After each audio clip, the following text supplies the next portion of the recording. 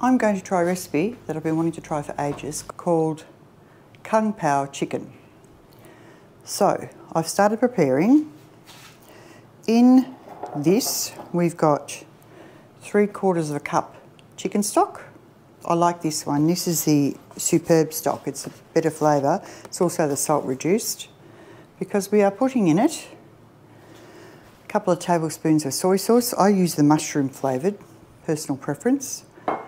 We've got a tablespoon of rice wine and then 2 teaspoons of rice vinegar. If you can't find this, use apple cider vinegar because it's got that sort of sweety sour thing happening. And I also put in a couple of teaspoons of the old corn flour. I think that's about all that went in there. So that is the sauce ready to go. Just give it a bit of a mix around, get that corn flour moving through it. I'll mix it around before I put it in the pan as well. But that's the sauce ready to go. In here I've got 5 spring onions cut into pieces. I've got a red onion into wedges, sliced into wedges. I've got a garlic clove, and I'm always really generous with that. 2 teaspoons of grated ginger. I've got half a teaspoon of 5-spice powder, and I have put in some Aleppo pepper because it's much milder than chili pepper, the ordinary one. I've got some chili pepper here for garnish that people can put through if they want it, and some roast peanuts as well, because I can't do pepper. I get really bad indigestion from it. The last thing left to do is cut up the chicken for it. So I am using thigh fillets, which I found at a ridiculously cheap price. It was $6 cheaper than the other thigh fillets. I don't know why. It's within its use by date. I do not question it. I'm just happy. Now I had a bowl, yes. It's a very large bowl. It's not what I intended, but nonetheless, there it is. Okay, so I always... Oh, I know why, because they've got the bones still in them. That makes a big difference. All right, so I'm going to cut pieces. It is still so much cheaper. I can't believe how expensive food is now. These are thigh cutlets, not thigh fillets. I wasn't concentrating when I was doing this. So there's 4 of us tonight, and I've allowed 6 cutlets that I'm going to cut into bite-sized pieces. Oh, this is still fine. I'm still much cheaper. I know I've got a bit of bone here, but honestly, it's a ridiculously different amount.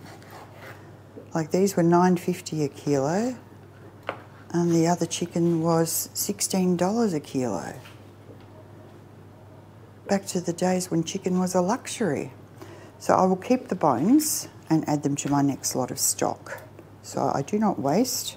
I will pop them in a bag, put stock bones on it, pop them in the freezer, and the next time I am making soup or stock, just throw it in there and add that bit of flavour to it.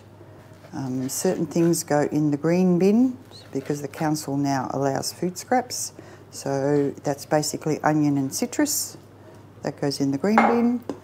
And in the compost bin we put everything else except for meat.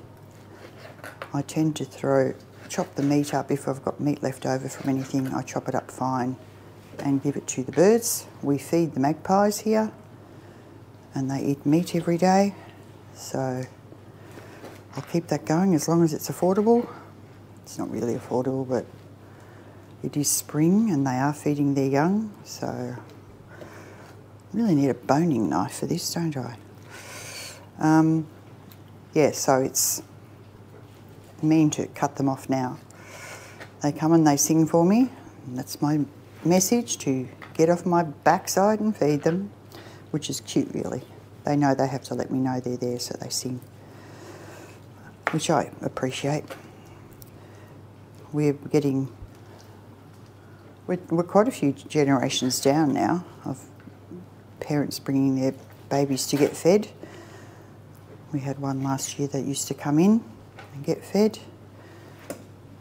Was much admired by everyone who came to visit.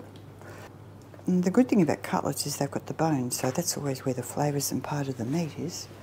Right, one pack down, one to go. And as the man always says, don't take off the fat, that's where all the flavour is. Actually, his mother used to say the same thing, so apple doesn't fall far. So much like his mother. Saying he's like his mother isn't an insult either. I got along with her most of the time. But then I would drive her nuts and she would drive me nuts on occasion.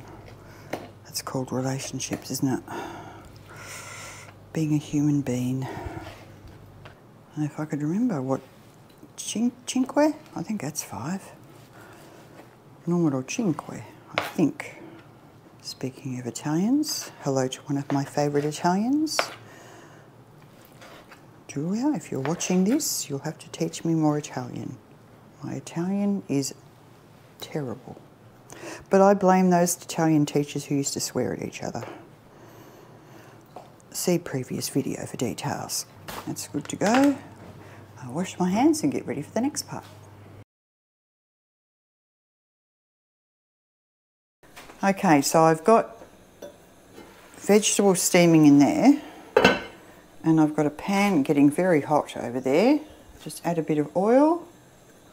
That's a lot of oil. And put in half the chicken to brown.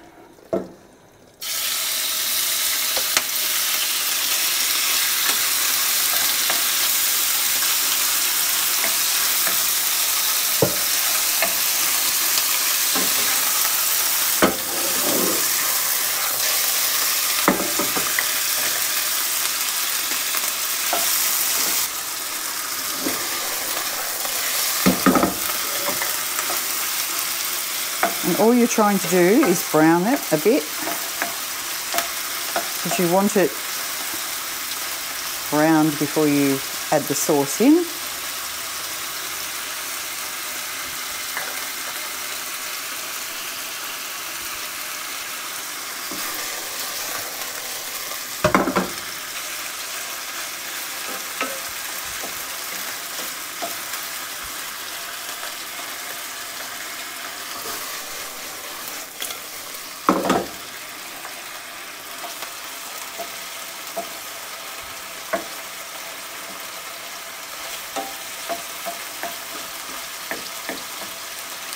You can see the pan's nice and hot, and you haven't overcrowded it. And I'm grabbing a slotted spoon to make sure that I leave the fat behind. It doesn't have to be completely cooked through, because that's what it does in the sauce. A little bit of oil, and then put in the onion and garlic mix. With the chilies and the 5 spice and the ginger.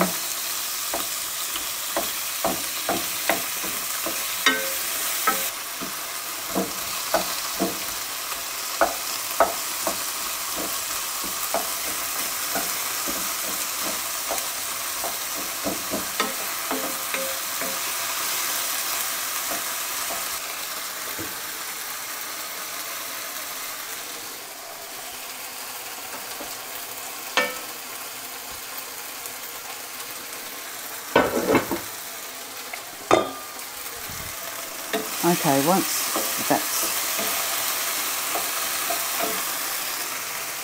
cooked down a bit, stir this up so you get the corn flour moving and pop it in there. Then put the chicken back in.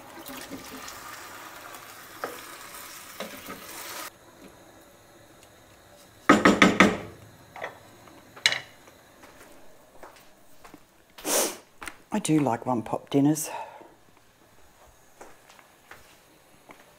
convenient. Very. Right, that's done. There we go. Oh, thickening up, I hope. It doesn't really matter because sauce is good. didn't thicken very much, did it?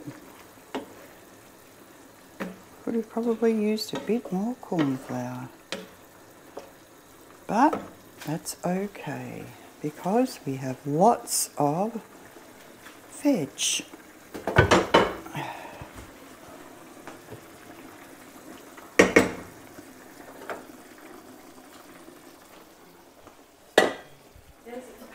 Kung Pao. Kapow! I'll come here and I'll explain it to you. You're talking about? Both of you.